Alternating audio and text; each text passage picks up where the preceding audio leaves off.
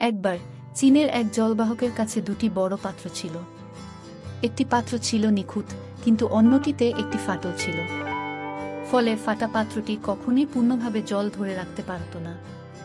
2 বছর ধরে জলবাহক প্রতিদিন স্রোত থেকে জল সংগ্রহ করে তার বাড়িতে নিয়ে যেত। নিখুঁত পাত্র সবসময় পূর্ণ থাকত, কিন্তু ফাটা পাত্রটি সবসময় অর্ধেক খালি থাকত। ফাটা পাত্রটি তার অসম্পূর্ণতার জন্য লজ্জিত ছিল। সে ভাবত যে সে জলবাহকের জন্য বোঝা ছাড়া আর কিছুই নয়। একদিন সে জলবাহককে বলল, আমি তোমার জন্য দুঃখিত। আমার ফাটলের কারণে তুমি অর্ধেক জল হারাচ্ছ। কিন্তু জলবাহক হেসে বলল, তুমি কি লক্ষ্য করেছ যে তোমার পথের পাশে সুন্দর ফুল ফুটেছে, কিন্তু অন্য পথে তা নেই? কারণ আমি তোমার ফাটল সম্পর্কে জানি, তাই আমি তোমার পথের পাশে ফুলের বীজ বুনেছি। প্রতিদিন তুমি যখন জল নিয়ে ফিরে যাও, তখন তুমি সেগুলোকে জল দাও। এই 2 বছর ধরে আমি এই সুন্দর ফুল দিয়ে ঘর সাজিয়েছি।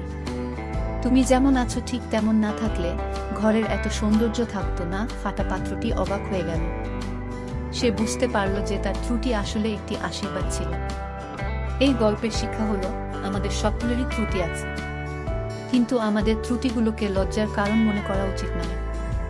বরং আমাদের উচিত সেগুলোকে আলিঙ্গন করা এবং সেগুলোকে আমাদের অনন্যতার প্রতীক হিসেবে দেখা। আমাদের ত্রুটিগুলো আমাদেরকে অপ্রত্যাশিত এবং বিস্ময়কর ফলাফলের দিকে নিয়ে যেতে পারে। আমাদের নিজেদের এবং অন্যদের মধ্যে মূল্য সন্ধান করা উচিত এবং স্বীকার করা উচিত যে এমনকি আমাদের ত্রুটিগুলিও সৌন্দর্য এবং কল্যাণে পরিণত হতে পারে।